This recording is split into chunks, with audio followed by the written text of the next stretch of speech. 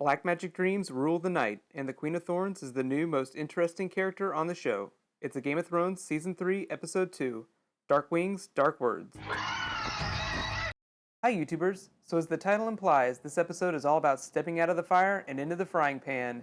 We learn all about wargs, we meet several new characters, and even though Tyrion provides some serious sexposition, he totally gets reverse Joffrey slapped. And the Queen of Thorns proves that the women are the real stars of this show. I'm much less boring than these others.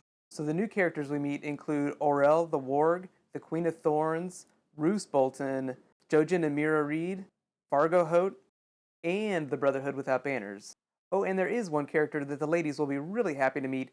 That is if you consider Jaime's to be its own character. Boop. Boop.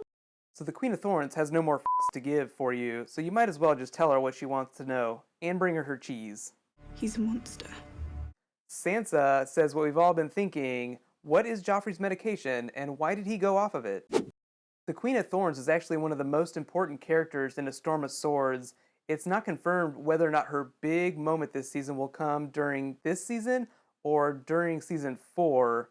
Without spoiling things too much, let's just say she gives the most epic Joffrey slap of all time. Orell the Wildling is the first warg that we've met on the show.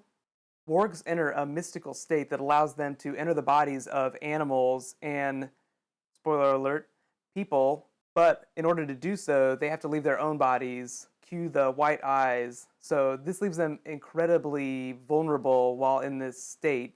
But hey, they get to body jump, so a bit of a trade-off. But you've never met a warg. Speaking of wargs, Jojen and Mira Reed walk into Bran's dreams just as they walk into frame. Jojen actually does a really good job of explaining the differences between the wargs and the Three-Eyed Crow, explaining that the Three-Eyed Crow actually represents a much more powerful magic that gives prescience or future sight. We'll learn more about that later in the series. The raven brings the sight.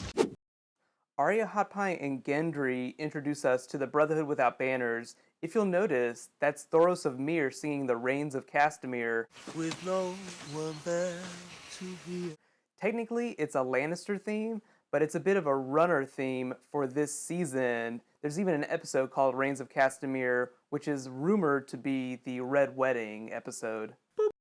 The Brotherhood Without Banners is essentially a band of mercenaries that have deserted all of their respective armies during the War of the Five Kings and are just roaming the countryside, doing whatever they please. They're led by Thoros of Myr, who is actually also a worshiper of the Red God and has a really, really big moment coming this season too. I don't want to spoil it, but it might not come till Season 4. Let's just say he'll be having his own smoke baby scene. Something really, really big is going to happen. To your brothers. Do not be fooled by his glib attitude. The Red God has given him some crazy powers. You just haven't seen them yet. There's no story so good a drink won't make it better. Jaime and Brienne meet the Brave Companions in Vargo Hoat. Unlike the Brotherhood Without Banners, the Brave Companions are actually a fairly sinister organization. Currently, it's unconfirmed whether or not Jaime's big moment will happen this season or in Season 4. Looks like your woman's getting the better of you. Seriously, can you imagine what that farmer must have told Vargo Hoat? There was the Kingslayer on the side of the road with his in his hand. Boop. I give the episode a B+ overall. I think it's better than the season opener. It does a very good job of setting up a lot of really complex new elements like warg magic, thus, the dark wings and dark words, basically pulling all of the characters out of the fire into the frying pan. Think about it. Theon gets captured and supposedly escapes.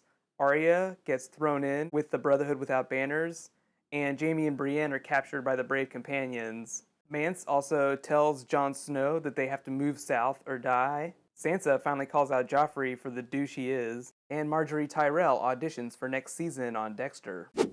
One of the big differences from the books is the Theon character. In A Storm of Swords, when we meet Theon for the first time, he's already become the Reek character, and it doesn't look like the show is going to do that. Reek actually is very important to the future books. It will be interesting to see how the producers resolve these problems in the story. I'll tell you anything. Reek, it rhymes with boop. So much happened in this episode that a lot of the characters will get dropped in the next episode. Walk of Punishment. I'll be posting that video after the episode airs. Be sure to subscribe below to get it. I want to buy them all. 8,000.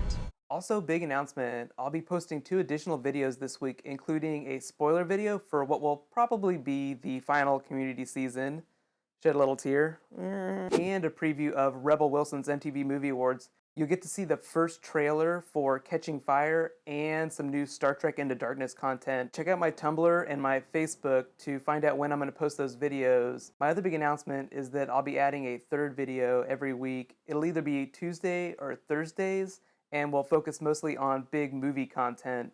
So I'm really excited, and if there's anything you want to see in particular, just let me know in the comments or on my Tumblr or Facebook. In the meantime, you can click on this thumbnail to watch more of my Game of Thrones videos from this season, and this thumbnail to watch more of my Doctor Who videos from this season. Thanks for watching, and I'll see you in a couple days.